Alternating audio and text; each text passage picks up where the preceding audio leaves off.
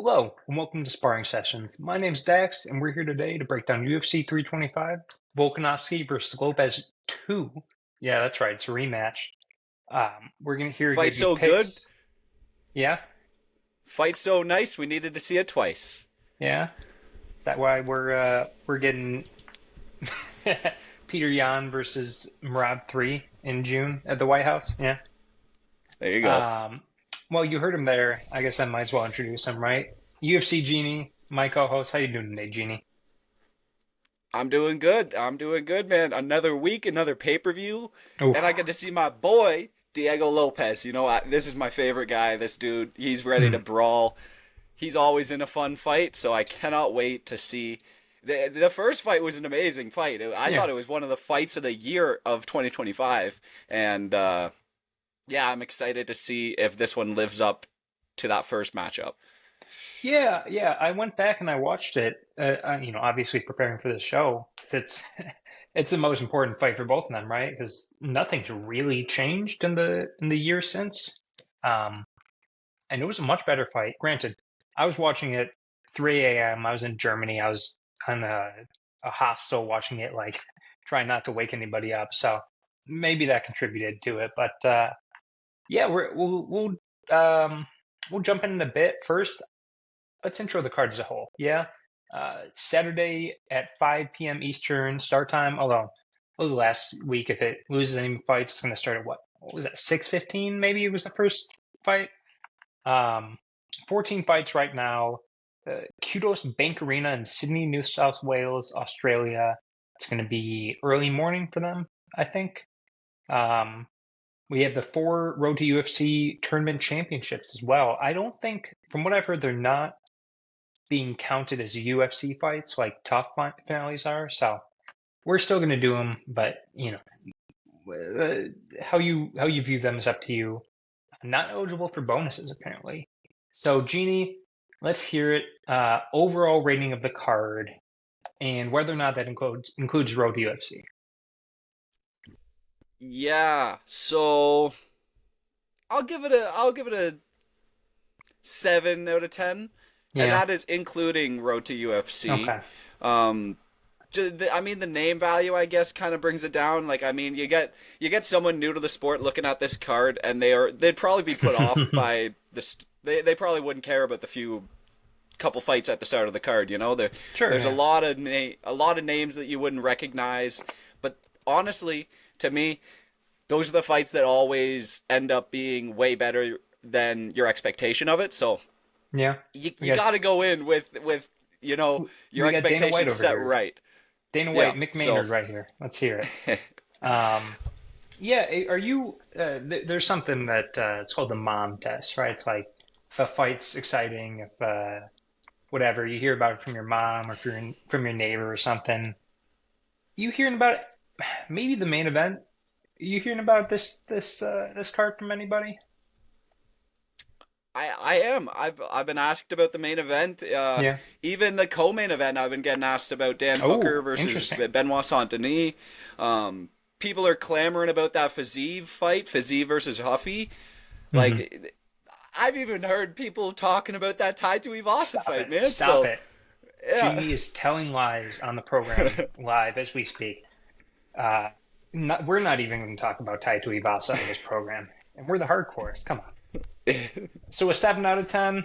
Gotcha. Would this have been better if it had Sergey Spivak versus Ante Delija, maybe Jimmy Ooh, Crute versus Dustin Jacoby on it? ooh. The Spivak onto Delia, that'd be a fun fight to see. Yeah. That'd bump it up to like a strong 7-5, I think. Okay. Those are the canceled fights.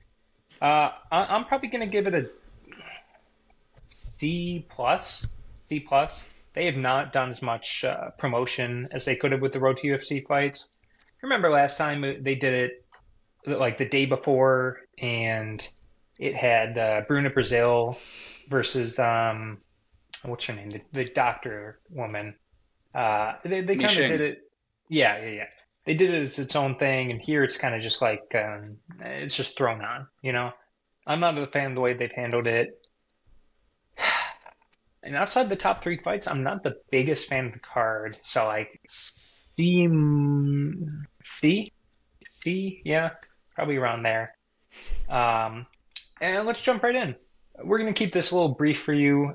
We're gonna give our picks all the way through all 14 fights, including Road UFC, and then we'll give you, I don't know, 3 to 5 storylines.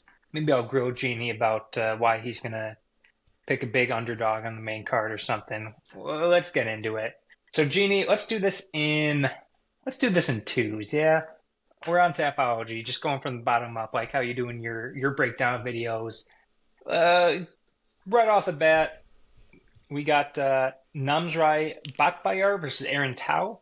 Uh, Steppe Warrior, Namzrai -135. Tase him up, Aaron Tao +105. Next fight, oh sorry, that's a 125 flyweight championship for Road UFC. Next fight, tournament championship, Sulung Grembo versus Lawrence Lee. Uh, Lee, this is at 135 +170. Su, I'm just gonna call him Sue, -225. So first two picks, let's hear it. Who you got there? So first fight of the night, I believe in Aaron Tao, man. Wow. I Believe in believe Aaron in Aaron Tao. Tao. And Namsarai, he's a good counter striker, back and forth, in and out on the feet. But I think Aaron Tao hits a bit harder than him, and I think he's a bit more willing to scrap. And I kind of see Namsarai, and I could see him getting put out by Aaron Tao. You know, the really gritty boxing and wrestling that he has. He brings the fight into deep waters, and I'm going for a KO for Aaron Tao. Second fight, Wow. Lawrence Louis.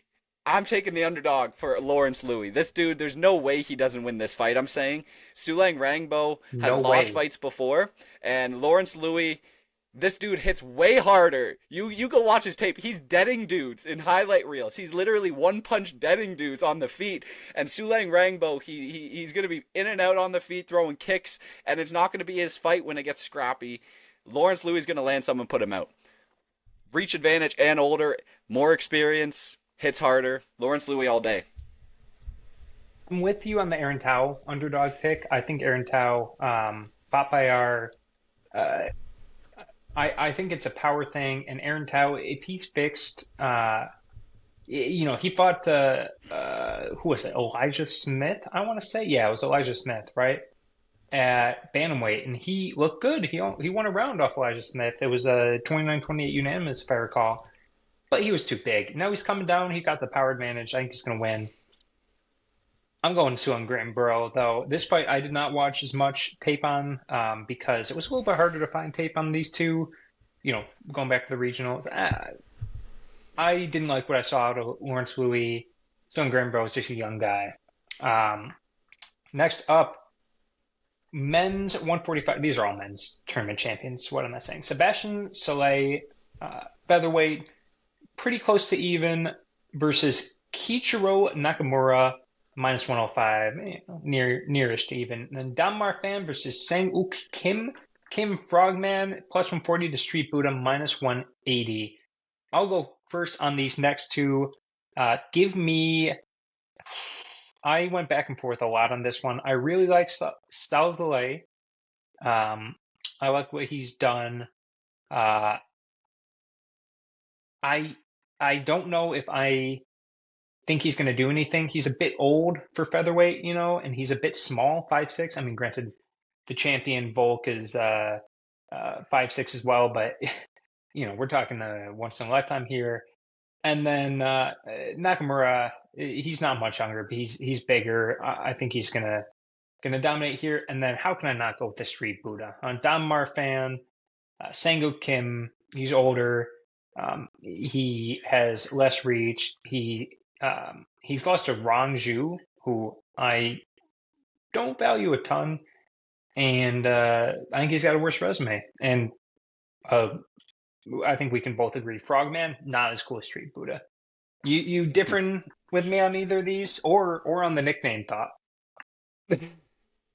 I'm with you on both of them. Kichiro Nakamura is going to absolutely dominate Sebastian Sisley. They have very similar styles, but Nakamura has that it factor from what I've seen. Yeah. This dude, he's got something going to him. I can see him going on a run in the UFC. He's wicked fast. He pounces when he gets people hurt. If you look at this dude's topology picture, you'd think he's just the nicest dude in the world. But man, He's a killer, and I He think is this a dude's gonna killer. go for a run. Don Marfan, he's got to win this fight so he can get a trilogy with Quill and Sal killed. You know, Oh, that's the is that storyline. that's this storyline? Oh, I forgot about that. Yeah, look at that. Huh. Two rear naked chokes. I forgot that was Yep. Street Buddha. Yeah. Yeah. Both losses, both rear naked chokes to Quill and Sal Hmm. killed. That must be tough. That must be tough. That must be tough. It's like who's that guy in the regional scene who's lost to everybody? Is it Jay Ellis? He's like Yeah. the Jay Ellis for Quillen Salcode. Moving Yeah. up, this is official UFC fight. Yija versus Khan Offley. Minus 210 for Yija. Plus 160 for Khan Offley at featherweight. Men's welterweight. I've seen some women's welterweight fights. It's interesting. Jonathan Mikalev, the captain, minus 145 against Oban Elliott, the Welsh gangster, plus 115. Back to you, Jeannie. Quick picks for both. We're going Yija here. He has better striking than Con Offley by a mile, and he, on average, lands way more takedowns, has better takedown defense. And I just don't see Con Offley being able to muscle him around on the ground. I don't see it happening. I think Yisha's going to knock him out. And I'm going. Listen, I can't pick Oban Elliott right now. He really soured my opinion of him last time. Really? He's against a wrestle heavy fighter in Jonathan Mikalev, and that's kind of how he lost his last fight to. Sikenko. Yeah, that's how he lost that fight. He got taken down like 10 times in that fight. No Yeah. resistance and looked awful. And in my better judgment, I cannot pick Oban Elliott right now. So Jonathan Mikalev and Yija are the picks. He also got. I'm gonna give you my Oban Elliott fight. He also got pieced up by Sikenko on the feet. That's why the judo was so open. I'm going Jonathan Mikalev as well. I've never been high on Oban Elliott, never at all. Um, and for the other fight, I'm going Yija. I don't think Khan Offley. I think the Ricardo Ramos win was a fluke. He got that off cheating, which it's not cheating if they don't call it, but I think it was a dick kick right before he got that choke. And Yija, same height, but the reach is crazy. I think he can keep him at length. And I think he's got the power advantage as well. Moving on up to my favorite fight on the card. I think this is the one I called out last week as the potential greatest fight of all time. Jacob Malkoun versus Torres Finney. Mamba minus 150 for Malkoun. The Punisher plus 125 for Finney at middleweight. Also at middleweight, Cam Rowson versus Cody Brundage. The man with the weirdest resume in MMA, Brundage plus 250. Battle Giraffe, Cam Rowson minus 330. Give me Torres Finney here. I have never liked a single Jacob Malkoun fight I've ever watched. And he lost to Brendan Allen. Not that bad a loss, but Phil Hawes by knockout. Oof. I think his wins are kind of fraudulent. He was looking good in the Cody Brundage one, but that's Cody Brundage.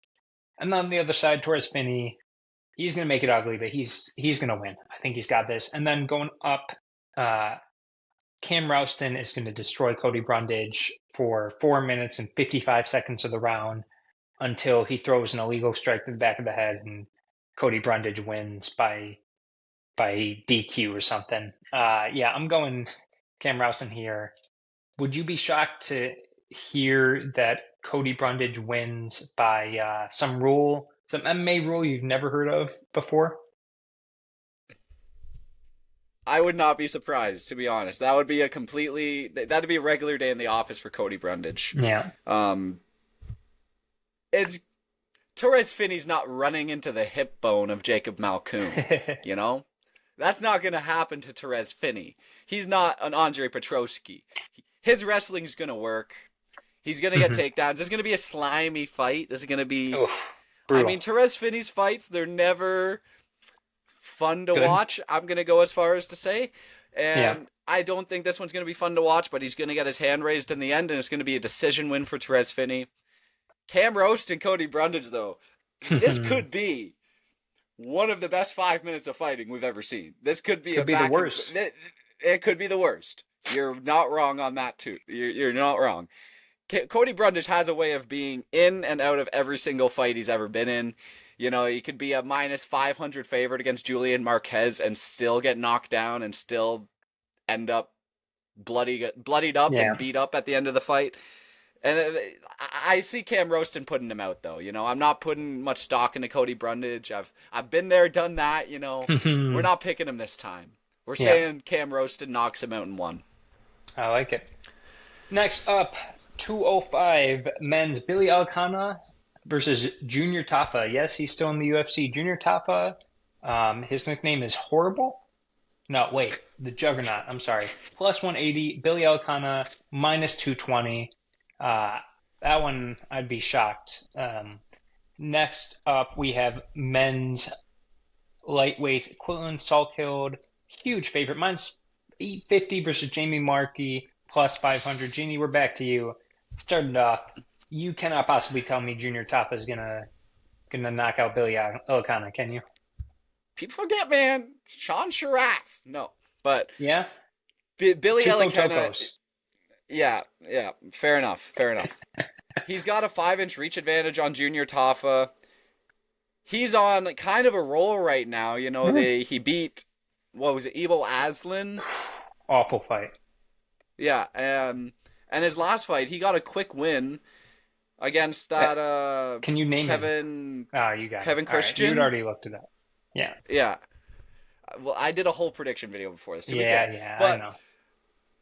Junior Tafa he's gonna get submitted, right? Like Billy Elikana is more physical than him, and Junior Tafa is one of the worst fighters that heavyweight has, but he has name recognition and he's getting kept around on the off chance that he lands a massive overhand to end a fight. That's the only reason he's getting kept around, you know, on the off chance. Yeah. It's not gonna happen though. I'm saying Billy Elikana by submission. And the next one, Quillen Salkhild. He said something like a week or two ago that if he lost to Jamie Malarkey, he'd have to like retire from the sport. He went as far as to say something like that, and I think Quillen Salkhild's gonna pass this test. I thought Rolando Bedoya was gonna beat him, but I guess Rolando Bedoya is just not on that level. Quillen Salkhild has something to him though, and I think he's gonna put out Jamie Malarkey within 2 rounds. Yeah, I agree on both. Billy Alcana, if he even thinks about grappling, he's going to beat Junior Tafa. Let's hope he does. He hasn't had the best fight IQ in the past. And then Quentin Salkhild, I don't know, man. Jamie Malarkey, I mean, what a fall from grace. You know that thing I have where I think somebody's done. I never will pick against them. He's been done. But Rolando Bedoya, God, is there something below done? I got to find a new low on my tier list. I'm with you on both there. Oh, I'm sorry, that Colin Salko fight was on the main card. Continuing on the main card, Tai Tuivasa, yes, he's back. That Tai Tuivasa, plus 240. Talisman Teixeira Jikau at men's heavyweight. And then lightweight, Rafael Fiziev versus Mauricio Rufy, minus 125 for Rufy, plus 100 for Fiziev. I'm going first on these. Give me Talisman Teixeira, 8 inches of reach, 5 inches of height. Younger, isn't on a, what is this, 5-fight losing streak? Yep, isn't on a 5-fight losing streak. And getting knocked out by Derek Lewis, who cares? You know, who cares? It was a weird one. Tai Tuivasa could do that, but I think he's so washed, man. I think he's so washed. I think Talisman Teixeira got, hit by the bright lights. I don't think he's anything special. I don't think he's going to make a title run, but I think he wins this one. And then I know I look a bit like Rafael Fiziev right now with this beard I'm going, my Azerbaijani heritage, but I'm going Mauricio Rufy. I like his striking here, and kind of I don't think Fiziev has had a good win in a while. I think his last really good win was like Brad Riddell. Baja Mondays, I feel like he kind of surprised him by wrestling, Gaethje, my thoughts on Justin Gaethje right now. He should have beat Justin Gaethje. He should have beat 100%. He should have beat Justin Gaethje both times. I thought he did the first time. Not the second time, but he should have beat Justin Gaethje the second time. And Gamrot, that was a leg thing. So I don't think he's that good. I think it's going to be a striking fight. Rufi, for all his faults, and there are plenty, he has a very good chin. I don't think Fiziev is going to be able to take him down. I think he's going to, know enough to keep it on the ground. I don't think Fiziev is as dangerous as he once was.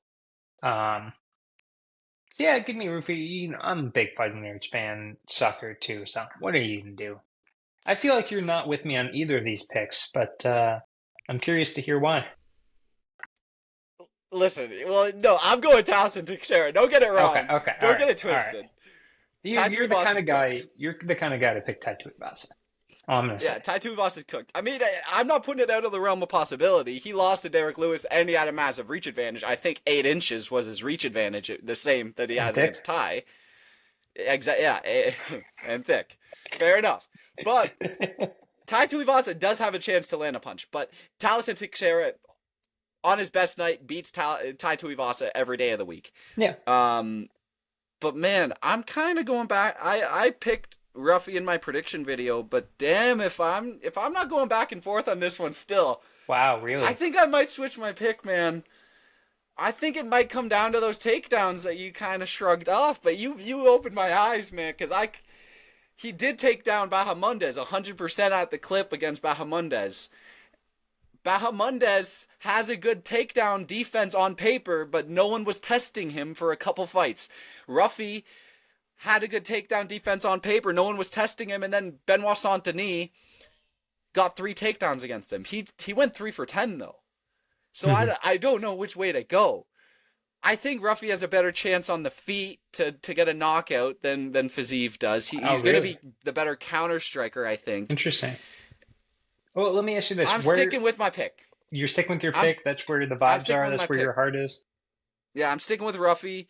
Okay. But man, I really could see Fiziev getting this done if he sticks to a wrestle heavy game plan. Like we saw Huffy, he can't get up off his back, but maybe he fixed that hole in his game. He did stop more takedowns than Benoit landed against him is the thing. So yeah. I'll say Huffy's able to figure out Fiziev, and I'm actually going with a knockout for Huffy, 2nd or 3rd round. Okay. Hey, Fighting Nerds undefeated in Australia. I think I can just think of the one, but I'm just gonna leave that out there. If anybody can prove me wrong, you're wrong. Anyway, co-main event: Dan Hooker versus Benoit Saint-Denis. The Hangman plus 160 for Hooker. This is at lightweight. Minus 330 for BSD God of War. Main event: Diego Lopes. No nickname listed, but you know it. I know it. It's Dream Believe and Make It Happen. Versus Alexander Volkanovski, the Great, for the UFC Men's Featherweight Championship, a rematch of 9 months ago? 9 months ago. Jeannie, back to you. Let's hear your picks. Co-main event: Dan Hooker versus Benoit Saint-Denis. So, this is a good fight. I could see Dan Hooker making this a gritty fight on the feet. I think he's got better boxing. He's quicker than Benoit, I think. But Benoit's kind of leaned into his grappling recently is the thing, and I think that's the decider in this game, in this matchup here. I think Benoit is going to be able to land the takedowns and at least a couple takedowns, and he's going to find a submission or enough control time to win this fight. I'm going Benoit Saint-Denis by submission in the 2nd or 3rd round, I think. Okay. But I could totally see Dan Hooker winning this one is the iffy thing. I think this is a great fight. And on to the main event. I mean, Alexander Volkanovski and Diego Lopes have not had a lot of time to change anything much up in their game since their first fight. So this might be an iffy pick because, listen, we're dream believing and making it happen. Diego's getting it done this time. The writing's on the wall. He got it done against Gene Silva when everyone was against him. He put him out. 10-8 round 1, knockout round 2. And he knocked down Volk in that first fight. And he's going to do it again. And he's finding the finishing blow. He might club and sub Volk. It could be a Mm, club and sub scenario. But listen, I don't see Diego getting beat up for another 25 minutes. He's going to figure this out. Diego's got a better chance to figure this out than Volkanovski pitching a shutout again. I'm saying Diego, round 2, TKO. okay, I'm going BSD with you. I do think he pretty easily runs over Dan Hooker if he wrestles at all. He could even strike with Dan Hooker. Dan Hooker doesn't have, I don't know, his chin's been a little suspect recently. I guess he hasn't really fought that much, but that Jalen Turner kick, you remember he kicked him right in the head. I still think Jalen Turner won that fight. Same with the Gamrot fight. Dan Hooker could pretty easily be on a 3-fight losing streak right now. Um, so I'm going BSD. Don't really care either way. I don't think either of these guys are making the title run anytime soon. Um, Main event though, I gotta go Volk. I gotta go Volk. I went back and watched a ton of tape. Funny, I was actually gonna put a video together on the first fight, and then two of my favorite technical analysis YouTubers beat me to it. So I got to find a new subject. Um, but Diego Lopez, just one of them is Jack Slack. I'll spoil that for you. Cannot cut off a cage. He Volk will circle him like he's Floyd Mayweather the entire time. And Diego Lopez, he's been training with Oklahoma State wrestling team, which is great for him.